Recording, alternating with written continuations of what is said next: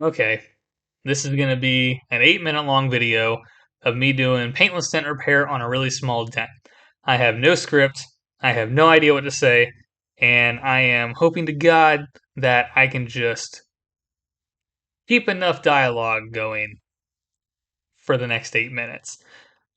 Anyway, this was a really small dent on this truck, and I just kind of want to say that when customers call me, they're always talking about how small their dent is. And in the eyes of the technician, it doesn't mean anything because we don't know anything about the depth of the dent or the location of the dent. Like, take this dent, for example. I have no access to it. I have to glue pull the entire thing from start to finish, and I have to spend more time on it glue pulling than I would if I just had some access to get behind it. So, if you are anywhere and you're doing some research and you're watching this video and you're thinking about calling someone and emphasizing how small your dent is, just keep in mind us PDR guys see that as a huge red flag because small does not always equate to easy. Luckily for myself and the customer, this dent did. The small did equate to easy, but there are a lot of cases where small actually equates to a lot more difficult and a lot more time consuming than you would think. So I just kind of wanted to throw that out there. Um, Normally, I'm doing work in the shop, but today was a little different because Hurricane Milton just hit, flooded a bunch of stuff, took a bunch of trees down, and the shop does not have power. It has power now, but it didn't have power when I scheduled this dent, so I agreed to go do a mobile dent. So here I am doing the mobile dent. With that being said, um, yeah, that's me tapping down. It's a nice change of subject there, nice change of pace, as I said.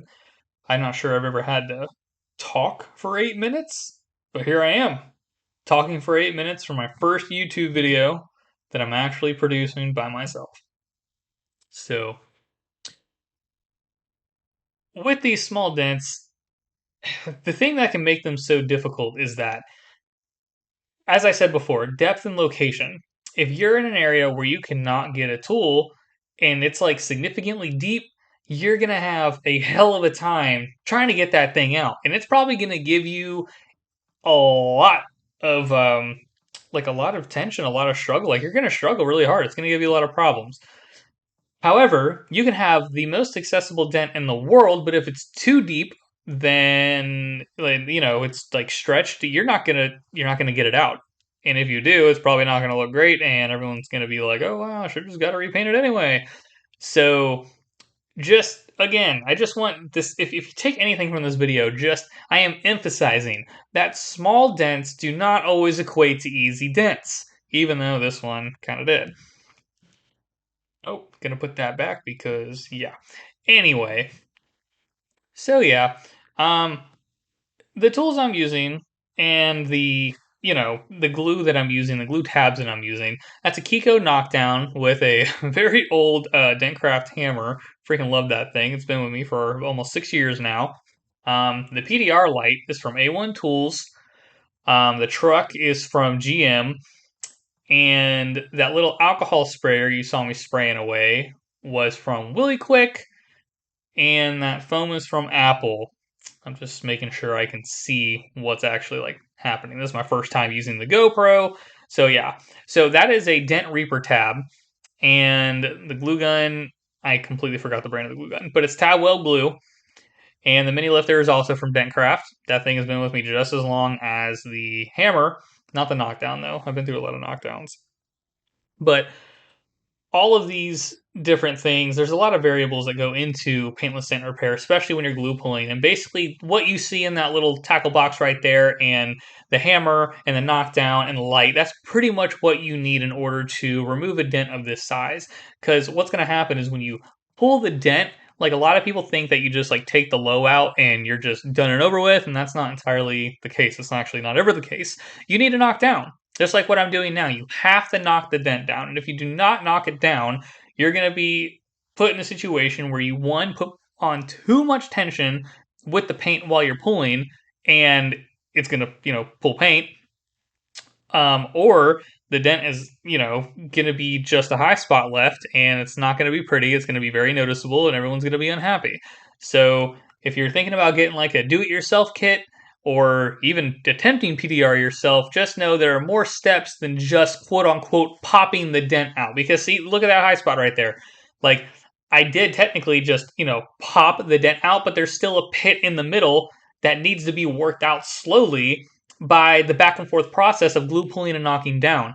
And that is, paintless dent repair. That's literally paintless dent repair. So there's a little bit of cross checking. You can tell that we're looking good right now, but there's still a little bit there that we need to address. And that's kind of what I'm looking to see in my light at the moment. So I'm going to pick up like the smaller Reaper tabs. I'm looking for a real small one right now. And I'm just going to put a very small amount of glue on it to kind of try to, just lift that up.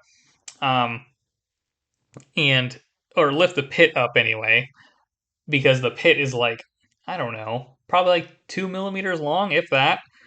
But still, it's enough to be considered a dent still, and it's not what we're shooting for. We're shooting for perfection, or as close to perfect as we can get it, I should say.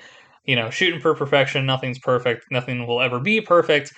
That goes beyond paintless dent repair. I am speaking in terms of, what we are shooting for. Realistic expectations for the customer. We want to get it at least 98%, and we want it to look good. And that's why we do this back and forth process and why we care if there is a millimeter or two that is a low spot, because that can absolutely compromise the entire repair. And we don't want that. We don't want that at all. So here I am. The camera can't really pick it up because my head movements. There's just the smallest amount left that I need to address. And that's kind of what I was looking at in the natural reflection. I was trying to see if I could see something in the natural reflection I wasn't seeing in my lights or vice versa. So there I am, doing that. So here's the really small, I don't know how big exactly that Reaper tab is, but it's a really small one, the smallest option they have. And I just boop real quick, and it just kind of brings up that, micro low to a micro high. Actually, I guess it didn't leave too much of a high spot. But anyway, no, that actually pretty much classed it out. So after this, I knocked down a little more, and upon knocking down, I was able to, pretty much glass it out. And you'll see that here in this after video in just a second. And it came out phenomenal, and the customer was super, super happy. I was super happy, and he left a 5-star review, and everyone was just really freaking happy. So that's going to do it for this video. Thank you so much for watching. Thank you so much for listening to me. And yeah, have a great rest of your day and or evening.